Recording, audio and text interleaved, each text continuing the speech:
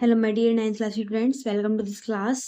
और आज इस क्वेश्चन में हम सॉल्व करेंगे क्वेश्चन नंबर 6 एक्सरसाइज 8.2 से, जो कि चैप्टर 8 क्वाड्रिलेटरल से लिया गया है 9th क्लास मैथ से। ठीक है स्टूडेंट्स, तो देखिए क्वेश्चन आपका, मैं आपको पढ़ के एक्सप्लेन करती हूँ स्टूडेंट्स। तो देखिए ABC is a triangle right angle at C. ये पॉइंट सी पर राइट एंगल है एबीसी ट्राइंगल जो है। ठीक है, तो एक लाइन, ठीक है, ड्रॉ की जाती है मिड पॉइंट एम से, ठीक है ना, जो कि मिड पॉइंट है हाइपोटेन्यूज ए बी का। ठीक है, और वो लाइन पैरेलल होती है बीसी के, जो कि लाइन बीसी जो है, जो कि लाइन आप ड्रॉ करेंगे, ठीक है, वो एसी को इंटरसेक्ट करेगी पॉइंट डी पर। शो दैट, ये तीनों पार्ट्स फिर आपको बारी बारी से शो करके दिखाने हैं। तो स्टूडेंट्स पहले, सबसे पहले हम यहाँ पे फिगर ड्रॉ करेंगे, which is very very most important thing about this question. Okay, so हमारा टारगेट नंबर 1 फिगर। तो स्टूडेंट्स स्केल से आपको वर्क करना है। सबसे पहले आपको एक राइट एंगल ट्राइंगल बनाना है। बच्चों, राइट एंगल ट्राइंगल वो ट्राइंगल होता है जो कि किसी एक पॉइंट पर 90 डिग्री का एंगल बनाए। ठीक है, तो सबसे पहले हम एक ऐसे ही ट्राइंगल ड्रॉ करेंगे। ठीक है,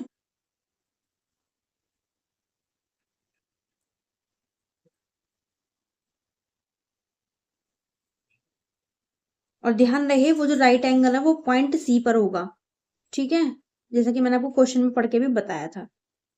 तो स्टूडेंट्स ये 90 डिग्री का एंगल जो क्रिएट करेगा वो यहाँ पे करेगा। ठीक है, तो इस पॉइंट का नाम आप सी देंगे। ठीक है, और यहाँ पे आप ए दे दीजिए एंड यहाँ पे आप बी। तो ये आपका एक एबीसी ट्राइंगल हो गया। ठीक है, अब आपको क्या काम करना था, हाइपोटेनिस ए बी के मिड पॉइंट, ठीक है, इसका मिड पॉइंट हमने यहाँ पे लिया। ठीक है, इसका नाम देंगे आप एम। ठीक है, तो आपको इस पॉइंट से एक लाइन ऐसी ड्रॉ करनी है जो कि बीसी के पैरेलल हो और साथ में वो इंटरसेक्ट करे एसी लाइन को पॉइंट डी पर। ठीक है, तो सबसे पहले इस लाइन के आप पैरेलल लाइन खींचेंगे। ठीक है, ये मैंने बिल्कुल पैरेलल ले ली। ठीक है,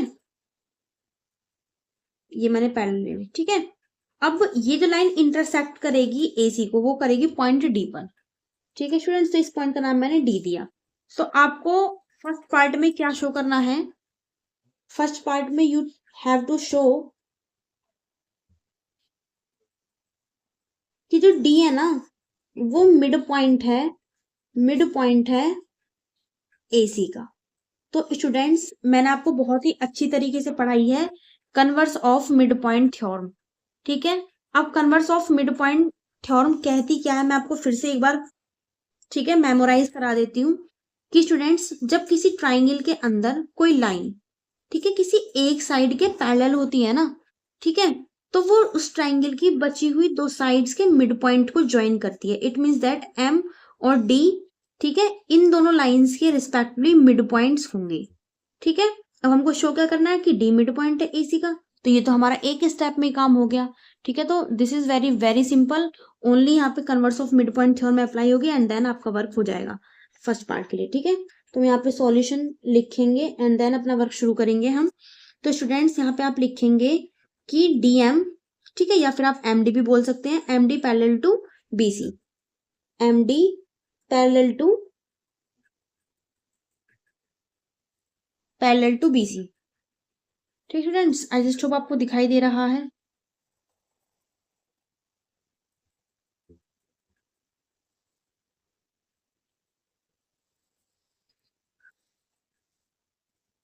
पैरेलल टू बीसी, ठीक है, इस ट्राइंगल के अंदर आप ध्यान से देखिएगा।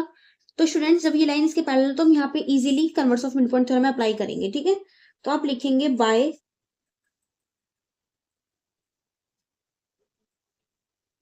Converse of mid point theorem. ठीक है, तो ये लाइन ज्वाइन करेगी बची हुई दो साइड्स के मिड पॉइंट्स को। तो लाइन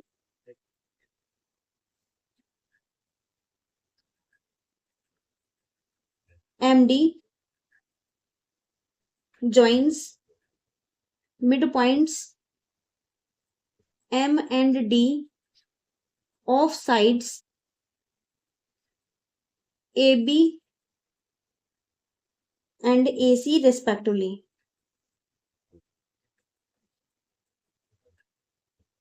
अब स्टूडेंट रिस्पेक्टफुली का मतलब होता है कि जो आपका एम है वो मिड पॉइंट है ए बी का और डी मिड पॉइंट है आपका ए सी का।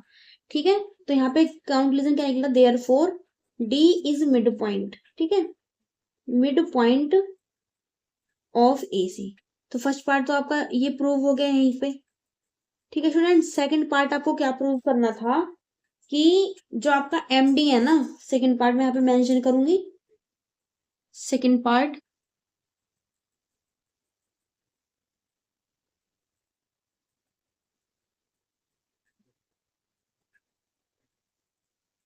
कि एम डी परपेंडिकुलर है ए सी पर। बच्चों देखिए, परपेंडिकुलर का साइन होता है, इट मीन्स दैट ये परपेंडिकुलर का साइन है। इसका मतलब है कि एम डी जो है वो ए सी के ऊपर 90 डिग्री का एंगल क्रिएट करता है। ठीक है ना, यानी कि आप फिगर को जरा ऐसे रोटेट करें एंड देखें, ये जो आपका एम डी है ना वो ए सी पर क्या होगा, परपेंडिकुलर होगा, यानी कि यहाँ पे 90 डिग्री का एंगल क्रिएट करेगा। तो स्टूडेंट्स अभी अभी जस्ट हमने जस्ट बिफोर पार्ट, ठीक है, हमने शो किया कि डी जो है वो मिड पॉइंट है ए सी का। ठीक है, जब मिड पॉइंट है स्टूडेंट्स, ठीक है, और ये पॉइंट जो है, ठीक है, वो मिल रहा है इस पूरी लाइन से, ठीक है ना, यानी कि एमडी से, ये वाला पॉइंट जो है। ठीक है, तो अब एमडी जो वर्क कर रही है वो क्या काम कर रही है स्टूडेंट्स, कि इसको बाइसेक्ट कर रही है, यानी कि टू इक्वली पार्ट्स में डिवाइड कर रही है। क्योंकि जो मिड पॉइंट डी है वो यही काम करेगा कि वो पूरी लाइन सेगमेंट को टू इक्वली पार्ट में डिवाइड करता है, ये थ्योरम बोलती है। ठीक है, मिड पॉइंट थ्योरम। ठीक है, वो इक्वली पार्ट में डिवाइड करता है। तो अब ये पॉइंट से मिली हुई है ये लाइन, तो ये लाइन भी जाहिर से यही वर्क करेगी कि इसको टू इक्वल पार्ट में डिवाइड करेगी। तो यहाँ पे आप लिखेंगे कि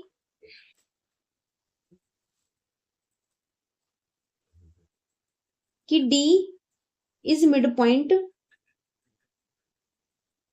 ऑफ ए सी। ठीक है, यहाँ पे आप लिखेंगे फ्रॉम फर्स्ट पार्ट। ठीक है, अब पॉइंट डी से मिलके तो ये लाइन बनी है आपकी एम डी। ठीक है, अब डी पॉइंट डी क्या काम करता है, टू इक्वली पार्ट में डिवाइड, यानी कि आपका डी यहाँ पे लिखेंगे आप, D bisect, two equally parts में डिवाइड करने को बोलते हैं हम बाइसेक्ट। ठीक है स्टूडेंट्स, बाइसेक्ट्स AC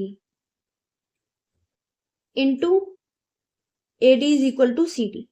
ठीक है, अब इस लाइन को वर्क कौन करता है, MD। MD also work this, so we can say by perpendicular theorem. ठीक है, अब परपेंडिकुलर थ्योरम क्या कहती है स्टूडेंट्स, कि जब कोई लाइन किसी अनदर लाइन को टू इक्वली पार्ट में डिवाइड करती है, मींस बाइसेक्ट करती है, ठीक है, तो वो लाइन कुछ और नहीं, वो परपेंडिकुलर होती है। ठीक है, ये परपेंडिकुलर थ्योरम बोलती है स्टूडेंट्स।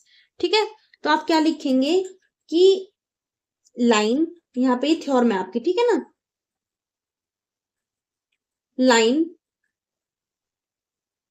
MD, ठीक है, bisect AC into two equally parts, equally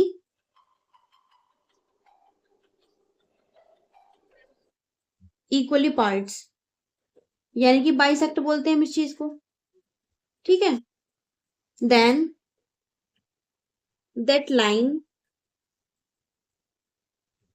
MD is perpendicular. ठीक है,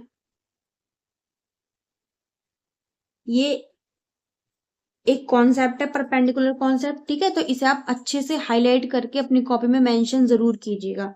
ठीक है, और हाईलाइट कर लीजिएगा उसको, जिससे कि आपको कॉन्सेप्ट अलग से ही नजर आ जाए रिवीजन करते समय। ठीक है स्टूडेंट्स, तो ये हमारा यहाँ पे प्रूव हो चुका है। अब इसको मैथमेटिकली वे में लिख सकते हैं कि जो MD है वो परपेंडिकुलर है AC का, AC पर। ठीक है स्टूडेंट्स, ये भी हमारा प्रूव्ड हो गया। अब हमें थर्ड पार्ट शो करना है, इसमें थोड़ा ज्यादा हमें वर्क करना पड़ेगा। ठीक है, थर्ड पार्ट क्या है हमारा स्टूडेंट्स, कि सबसे पहले हमको दिखाना है कि CM बराबर है AM के।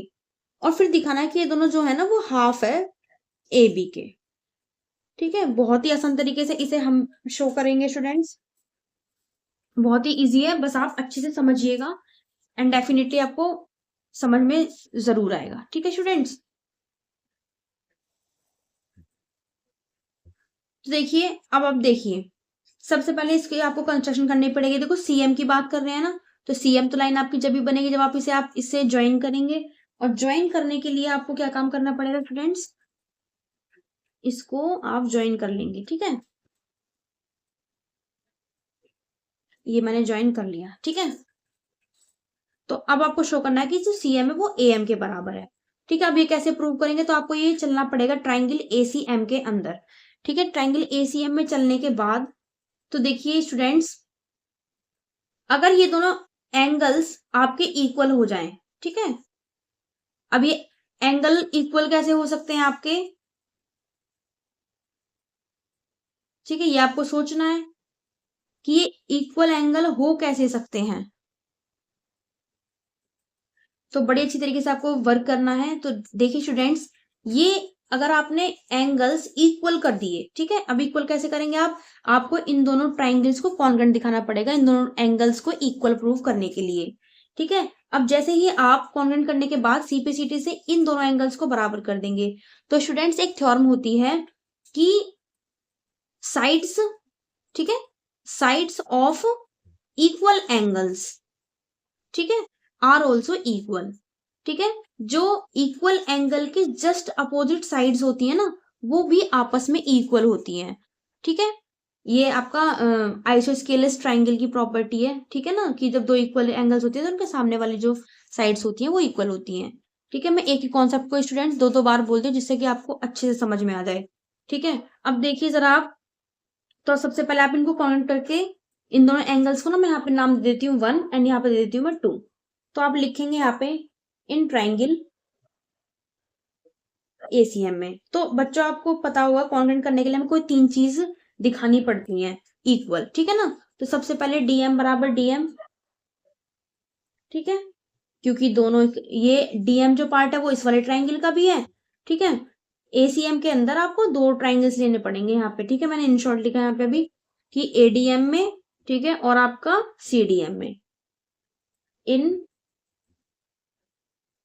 एडीएम एंड ट्राइंगल सीडीएम में। ठीक है स्टूडेंट्स, तो डीएम आपका इस ट्राइंगल का भी पार्ट है, डीएम आपका इस एंगल का भी पार्ट है, तो आपका ये कॉमन होगा।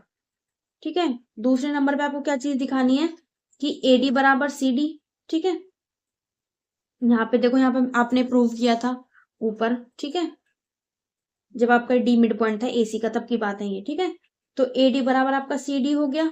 ठीक है, लिख देना कि D is mid point of AC. ठीक है, थर्ड पार्ट आप क्या लिखेंगे कि जब ये परपेंडिकुलर था एसी के ऊपर तो ये वाला एंगल भी आपका 90 का होगा और ये वाला भी एंगल आपका 90 डिग्री का होगा स्टूडेंट्स। ठीक है ना, ये वाला एंगल भी 90 डिग्री का, ये वाला एंगल भी, क्योंकि ये डीएम जो है परपेंडिकुलर था एसी के ऊपर। और परपेंडिकुलर जो है वो क्या काम करता है, 90 डिग्री एंगल बनाने का वर्क करता है। ठीक है स्टूडेंट्स, तो आप लिखेंगे एंगल एडीएम बराबर एंगल सीडीएम। ठीक है, ईच ऑफ 90 डिग्री। ठीक है, प्रत्येक आपका 90 डिग्री का है। तो स्टूडेंट्स ये अब दोनों ट्राइंगल कॉन्ग्रुएंट हो चुके हैं। कौन कौन से triangle, ADM congruent triangle CDM. ठीक है, अब बाय सीपीसीटी से ये दोनों एंगल हमारे बराबर हो गए। Angle 1 is equal to angle 2। ठीक है, बाय सीपीसीटी। सीपीसीटी का मतलब क्या होता है, corresponding parts of congruent triangles. ठीक है, वो इक्वल होते हैं करस्पॉन्डिंग पार्ट कॉन्ग्रुएंट ट्राइंगल्स के। ठीक है स्टूडेंट्स, अब यहाँ पे एंगल 1 बराबर एंगल 2 हो गया। तो एंगल 1 के जस्ट सामने वाली साइड क्या है आपकी, सीएम। ठीक है, सीएम बराबर एंगल 2 के जस्ट सामने वाली साइड ये आपकी एएम। ठीक है, यहाँ पे आप थ्योरम जरूर मेंशन करेंगे कि opposite sides of equal angles are also equal. ठीक है, आर ऑल्सो इक्वल। ये तो आपने प्रूव कर दिया। देखो ए सी एम बराबर ए एम। ठीक है, ये आपका सी एम बराबर ए एम, ये तो आपने दिखा दिया बराबर। बट आपको ये दोनों हाफ और दिखाने ए बी के। अब हाफ आप कैसे दिखाएंगे स्टूडेंट्स, तो देखिए एम जो है मिड पॉइंट है ए बी का, देखो क्वेश्चन में ही आपसे बताया गया था, तो देखिए ये रहा M mid point M of hypotenuse A B, ठीक है नहीं है, एम जो मिड पॉइंट है ए बी का, ठीक है। जब बच्चों मिड पॉइंट है ए बी का, तो इसे हम लिख सकते हैं कि जो ए एम है ना वो हाफ ऑफ ए बी का है, ठीक है, because M is mid point of A B, तो हम ऐसा लिख सकते हैं इजीली, ठीक है। तो जब बच्चों ए एम, अब ए एम के बराबर है सी एम, ठीक है, सी एम बराबर, तो सी एम भी हाफ होगा ए बी का। अब देखिए ए एम जो है वो भी equal half of A B है, सी एम जो है वो भी हाफ ऑफ ए बी है, तो ये दोनों आपस में इक्वल हो गए नहीं हो गए, तो यहाँ पे आपका रिजल्ट निकला A M is equal to C M is equal to half of A B, ठीक है। तो यही रिजल्ट हमको दिखाना था। Okay students, thanks for watching this class and best of luck for your study and also good luck for your health.